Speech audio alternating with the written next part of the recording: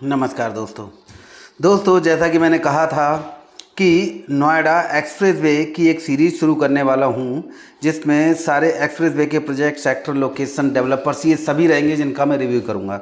तो सबसे पहले हम रिव्यू करते हैं, स्टार्टिंग से ही शुरुआत करते हैं नोएडा सेक्टर 94 की।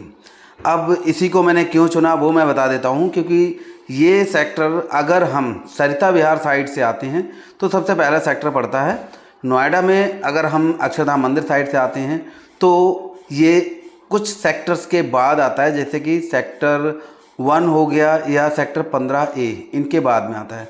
तो दोस्तों आज हम रिव्यू करने वाले हैं सेक्टर 94 का। तो सेक्टर 94 अच्छा है क्यों, वो हम बात करते हैं। सबसे पहला इसमें अच्छे वाली बात हम कहें प्रॉस पार्ट, तो वो है कनेक्टिविटी। इस सेक्टर की कनेक्टिविटी के बारे में अगर हम कहें, क्योंकि कनेक्टिविटी को एनसीआर में, जब भी हम एनसीआर की बात करते हैं तो सबसे पहले कनेक्टिविटी की बात आते ही आती है दिल्ली की बात, कि आखिर दिल्ली से इसकी कनेक्टिविटी कैसी है। दिल्ली की कनेक्टिविटी की अगर हम बात करें तो सरिता विहार से आते हैं तो नोएडा का सबसे पहला सेक्टर जो पड़ेगा राइट साइड में, वो नोएडा सेक्टर 94 होगा। और अगर हम दिल्ली से आते हैं अक्षरधाम मंदिर साइड से, या मैं ये कहूँ कि मयूर विहार फेज़ 1, ITO, इस साइड से अगर हम आएंगे तो ये कह सकते हैं कि यही सेक्टर पहला होगा जो मल्टी स्टोरी अपार्टमेंट का होगा, या हम कहें कि ग्रुप हाउसिंग प्रोजेक्ट का ये पहला सेक्टर होता है राइट साइड में, अगर हम अक्षरधाम मंदिर साइड से आते हैं। और अगर हम जेवर एयरपोर्ट, क्योंकि ये बहुत ही ज़्यादा हाईलाइटेड है आज की डेट में, अगर हम बात करें तो जेवर एयरपोर्ट से देखें तो ये एक्सप्रेस वे जहाँ पर एंड होता है वहाँ पर ये सेक्टर पड़ता है।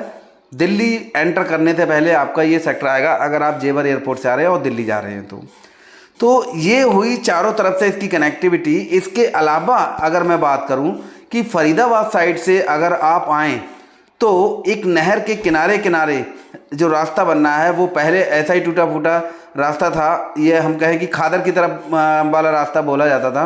वो रास्ते पे आज की डेट में बहुत ज़बरदस्त काम चल रहा है। वहाँ पर एक फ्लाईओवर टाइप के रोड बने, रोड को बहुत चौड़ा किया जा रहा है। तो हम कहें कि फरीदाबाद से भी आप जो मथुरा रोड है उससे आने की बजाय इस रोड से आएंगे तो शायद यहाँ पर बहुत जल्दी पहुँच जाएंगे।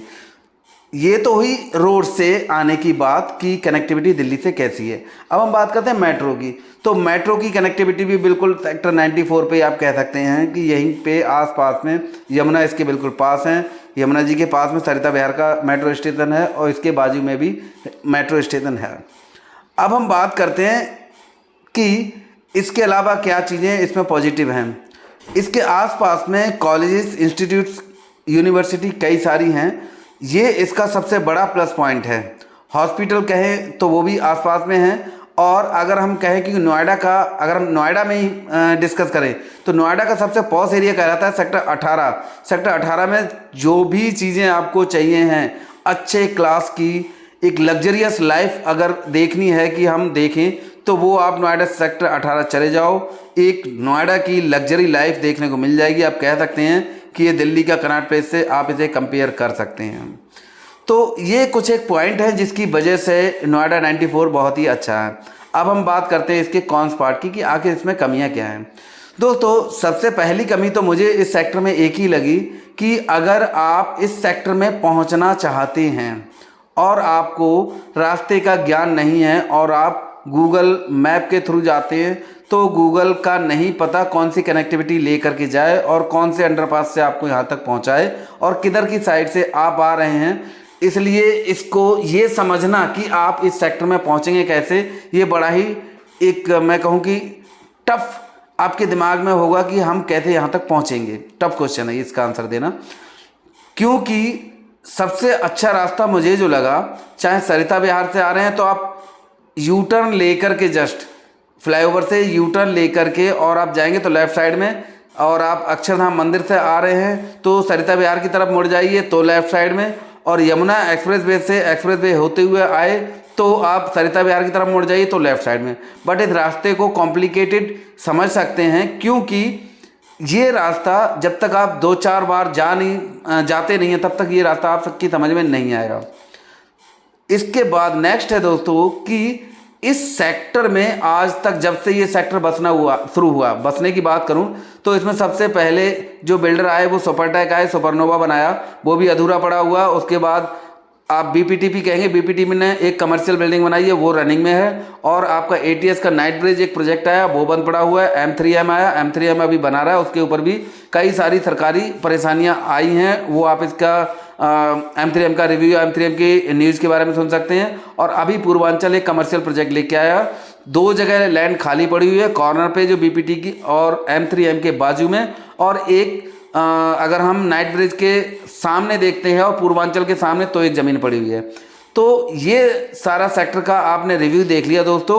सेक्टर में कोई कमी नहीं है, लेकिन यहाँ पे तकदीर कह लीजिए, कुछ भी जो भी आया वो आबाद नहीं हो पाया है। देखना ये है कि M3M और पूर्वांचल ग्रुप ने यहाँ पे कदम रखा है, ये कितनी लंबी जर्नी अपनी तय कर पाएंगे और अपने वायर्स को, अपने इन्वेस्टर्स को एक अच्छी चीज़ दे पाएंगे। क्योंकि जिस तरह से M3M का mixed land use market, hyper market, इतनी बढ़िया चीज़ें लेके आए हैं और पूर्वांचल पूरा ही कमर्शियल लेके आया है, तो ये कितना यहाँ पर चल पाएगा, कितना नहीं चल पाएगा, ये समय बताएगा।